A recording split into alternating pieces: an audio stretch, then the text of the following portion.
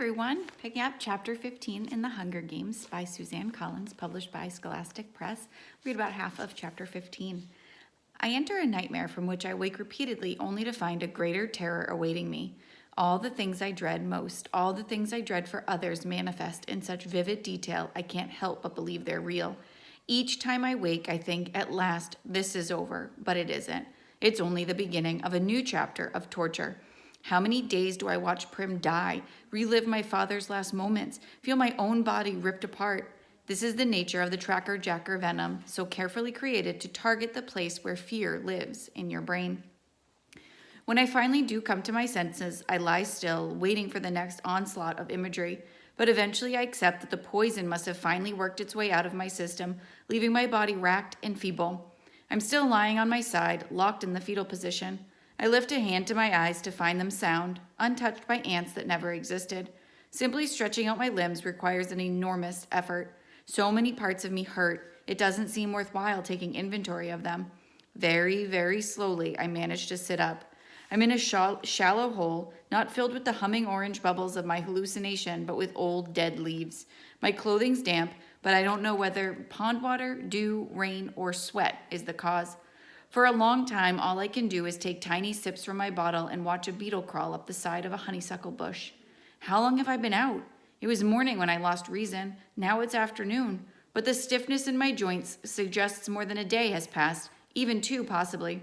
If so, I'll have no way of knowing which tribute survived that tracker-jacker attack. Not Glimmer or the girl from District 4, but there was the boy from District 1, both tributes from District 2, and PETA.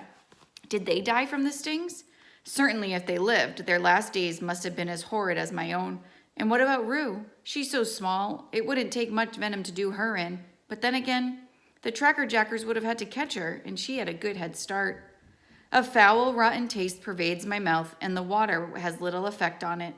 I drag myself over to the honeysuckle bush and pluck a flower.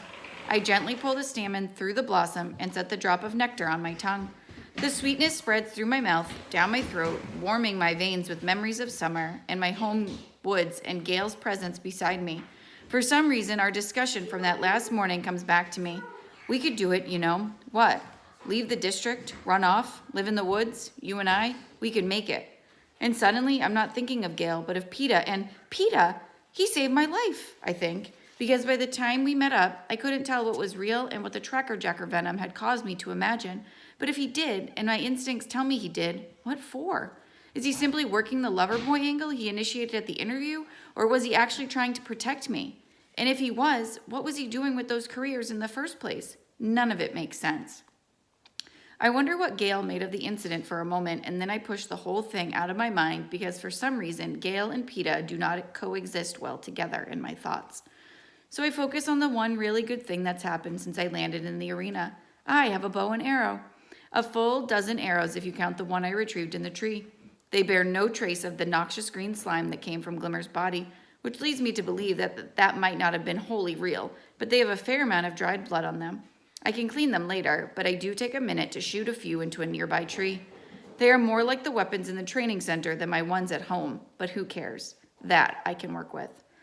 The weapons give me an entirely new perspective on the games. I know I have tough opponents left to face, but I am no longer merely prey that runs and hides or takes desperate measures. If Cato broke through the trees right now, I wouldn't flee, I'd shoot. I find I'm actually anticipating the moment with pleasure. But first, I have to get some strength back in my body. I'm very dehydrated again, and my water supply is dangerously low. The little padding I was able to put on my gorging myself during prep time in the capital is gone, plus several more pounds as well. My hip bones and ribs are more prominent than I remember them being since those awful months after my father's death. And then there are my wounds to contend with, burns, cuts, and bruises from smashing into the trees, and 3 tracker-jacker stings, which are as sore and swollen as ever. I treat my burns with the ointment and try dabbing a bit on my stings as well, but it has no effect on them. My mother knew a treatment for them, some type of leaf that could draw out the poison, but she seldom had cause to use it, and I don't even remember its name, let alone its appearance. Water first, I think. You can hunt along the way now. It's easy to see the direction I came from by the path of destruction my crazed body made through the foliage. So I walk off in the other direction, hoping my enemies still lie locked in the surreal world of tracker-jacker venom. I can't move too quickly. My joints reject any abrupt motions, but I establish the slow hunter's tread I use when tracking game. Within a few minutes, I spot a rabbit and make my first kill with the bow and arrow. It's not my usual clean shot through the eye, but I'll take it. After about an hour, I find a stream, shallow but wide and more than sufficient for my needs. The sun's hot and severe, so while I wait for my water to purify, I strip down to my underclothes and wade into the mild current. I'm filthy from head to toe. I try splashing myself, but eventually just lie down in the water for a few minutes, letting it wash off the soot and blood and skin that has started to peel off my burns. After rinsing out my clothes and hanging them on bushes to dry, I sit on the bank in the sun for a bit, untangling my hair with my fingers. My appetite returns and I eat a cracker and a strip of beef. With a handful of moss, I polish the blood from my silver weapons. Refreshed, I treat my burns again, braid back my hair, and dress in the damp clothes, knowing the sun will dry them soon enough.